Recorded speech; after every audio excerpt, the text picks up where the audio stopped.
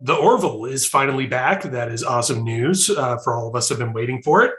One of the things I noticed, given the long break, given the sometimes lighthearted episodic nature of the thing, you could have really done like a fresh start with this new season. But the opening episode, especially without spoiling anything, really doubles down on the aftermath of all that stuff that happened last season, the Kaylon attack, all of that. Can you talk a little bit about why you really wanted to dig in deeper as opposed to going that kind of other potential route?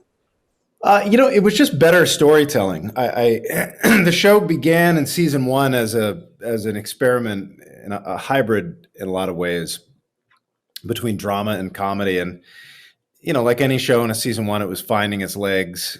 And the more we got to know the characters and the more the characters were fleshed out, it became clear that we could really depend on the characters' personalities for the comedy and not have to worry about, writing punchlines every page, and really lean into the fact that we were a true sci-fi show, which we always were. We just kind of pressured ourselves at the beginning to keep that comedic undertone a little bit more present. If I had it to go back and do again, I would walk the line closer to what we have now. But that's just with any show, it takes a few seasons to find it. Very cool. Obviously, this is the first season on Hulu. So wondering if you could talk a bit about how that changed what you were able to do with the show. Because I noticed the episodes, at least the couple I've seen, are longer. There is a lot of very beautiful special effects, a lot of glorious shots of spaceships flying through space. Can you talk a little bit about what being on Hulu maybe allowed you to do that a network TV deal doesn't? Certainly on a visual level, the visual effects work this year is, I think, comparable to anything I've seen on TV, particularly as the season goes on.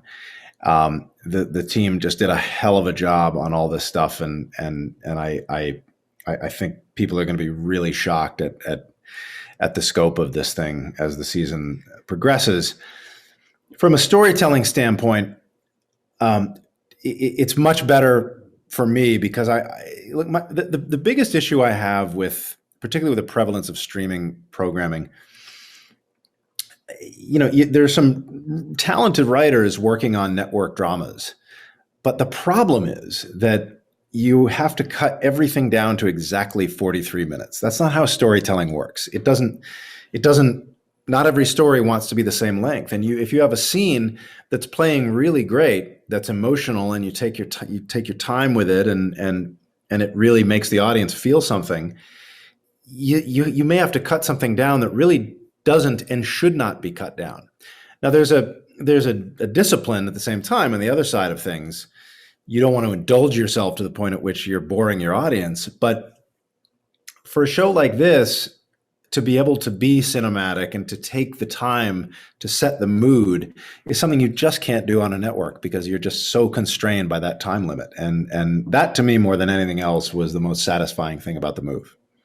Very cool. Can you say, is there the two episodes I've seen more or less standalone, aside from building on what happened in season two? Is there a theme that you feel like kind of unifies the season, the various episodes, or were you really going for more of that, maintaining something of that standalone feel?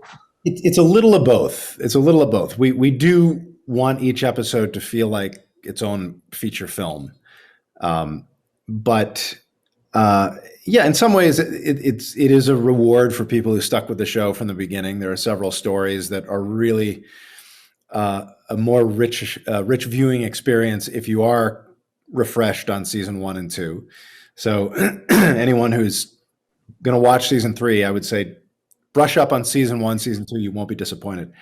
If there's one single through line that I think keeps popping up over the course of the season, it is the challenge and the quest to find ways to live with and to coexist with people whose beliefs and lifestyles are radically different from your own.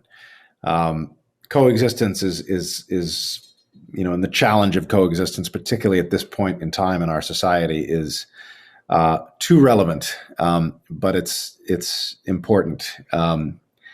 In an age when everybody's angry at each other, how do you how do you find those threads of connectivity that allow you to maintain a functioning civilization? And that's certainly something that's a fundamental part of this season, I would say.